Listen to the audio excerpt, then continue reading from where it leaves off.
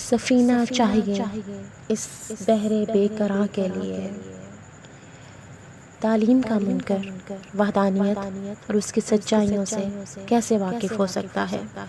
وہ پہلا لفظ جو خاتم النبیین محمد عربی صلی اللہ علیہ وآلہ وسلم پر وحی کی صورت میں اترا تھا وہ اقرا تھا، یعنی پڑھ اپنے رب کے نام سے۔ پھر یہ کیسے ممکن ہے کہ ایک ان پڑھ انسان شعور کی وہ منزلیں جن کا اختتام اِنَّ لِلَّهِ وَإِنَّا إِلَيْهِ راجعون پر ہونا ہے طے کر سکے؟ تعلیم ہر ذی روح کا بنیادی حق ہے جو فرد کی مکمل ذہنی، جسمانی، اخلاقی اور جذباتی قوتوں کی مربوط اور مسلسل نشو و نما اور توسیع کا نام ہے۔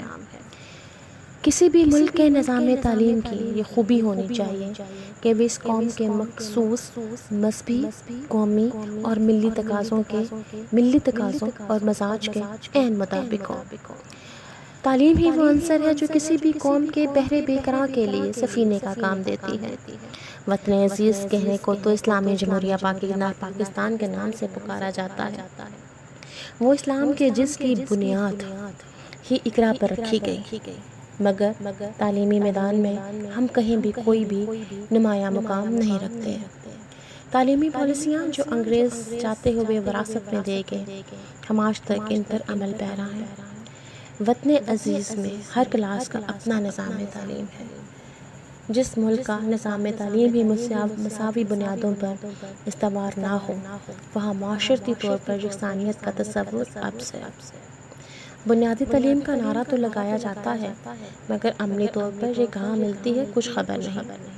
تعلیمی نظام قوموں کے مزاج اور مقاصد کا آئینہ دار ہوتی ہے۔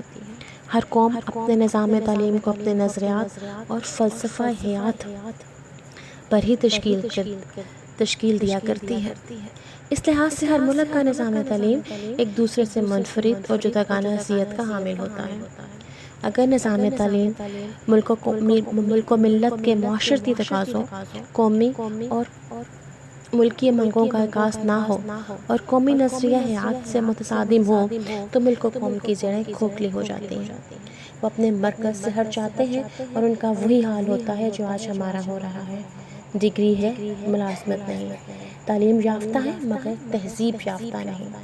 اخلاقیات سے عاری تعلیم اور تعلیمی نظام جو اپنے طالب علموں کو صحیح معنوں میں زندگی کا مقابلہ کرنے کے لیے تیار ہی نہیں کر پاتے، وہ ترقی کی راہ پر کہاں تک ساتھ لے کر چلے گی؟